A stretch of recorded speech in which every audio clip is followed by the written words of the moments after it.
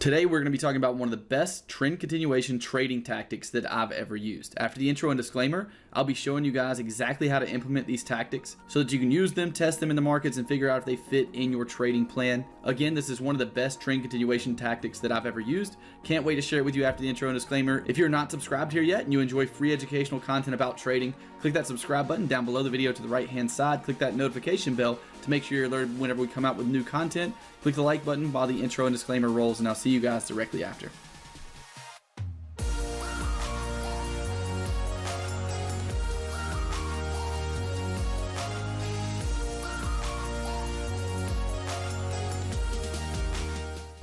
Okay guys, so here we are on the dollar yen, and let's go ahead and jump into it. I actually do not have a lot of time right now, but I want to provide you guys with some value. The first thing we're going to do is talk about time frames. The 3 time frames that I use during this tactic of trend continuation, one of the best tactics that I've discovered for trend continuation. And by the way, the tactic is multiple time frame confluence. The multiple time frames that we're going to use for this confluence is the daily, 4-hour, and 1-hour time frames. We're going to look at the daily first.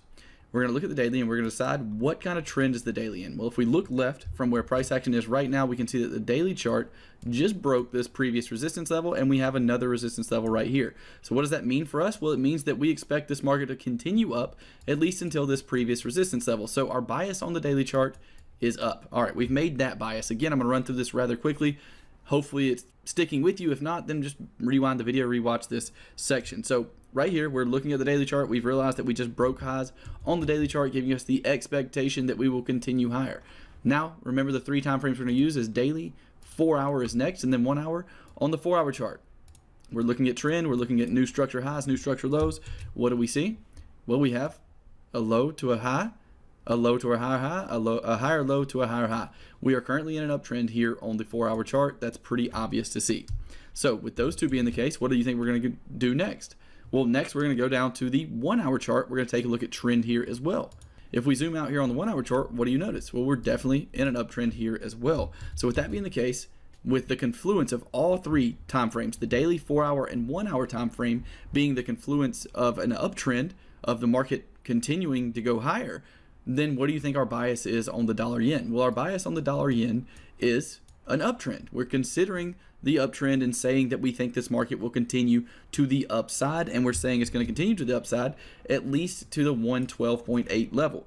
This is not 100% accurate, but this is what we can make a very educated guess towards. And with that being the case, what do you think we're going to be looking for? Well, long trades.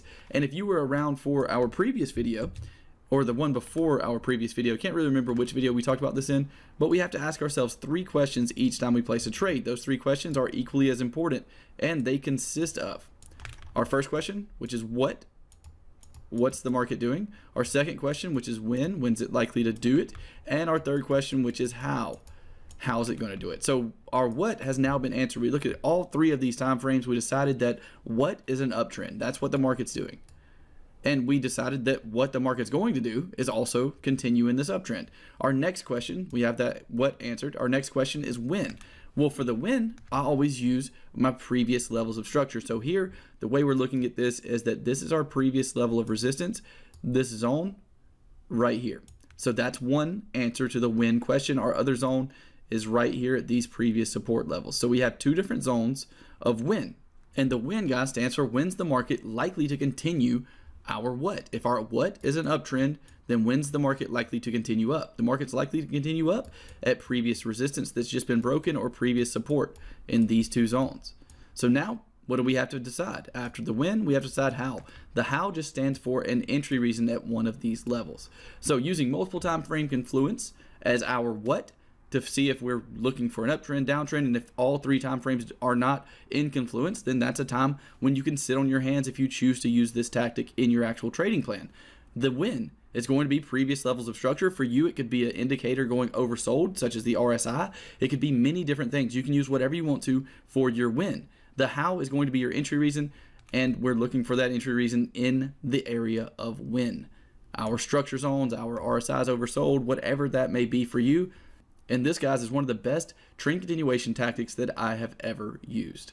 And again, what we're looking for targets here out of the dollar yen, this is actually some trades we're considering. We're going to be looking for some kind of trade in our zone here and in our zone here. For trend continuation on this pair, we'll also be looking at a little bit of a different time frame, but that's something we discuss in our training programs.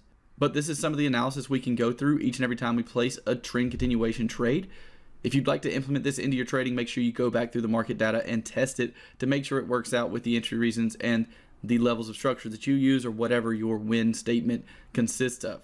I know that was fast, guys, but here in less than 5 minutes, I feel like I have provided more value than some videos I've seen on YouTube that last hours. So if you agree with me, make sure you click that like button. Make sure you're subscribed here to the trading channel. If any of this didn't make sense, then we have a training available called the Technical Analysis Foundation course. That course is linked in the description. It is absolutely free, no charge at all to you. You just sign up with your email address and we will send you the course to that email address directly afterwards. So if you'd like to get your hands on that training, if some of this didn't make sense to you, the trend or the structure analysis, then make sure to go ahead and grab that training where we talk about exactly how we identify trends and how we identify structure levels. That link's in the description, along with our EAP training program. Our flagship program link is in the description as well. So if you are in a position where you're ready to invest in your trading education and you enjoy the way we teach here at the Trading Channel and would like me to mentor you on your path to profitable trading, then that link is in the description as well. Click the link in the description to find out more about either of those. I look forward to seeing you in one of them, and I will talk to you guys in the next video. See ya.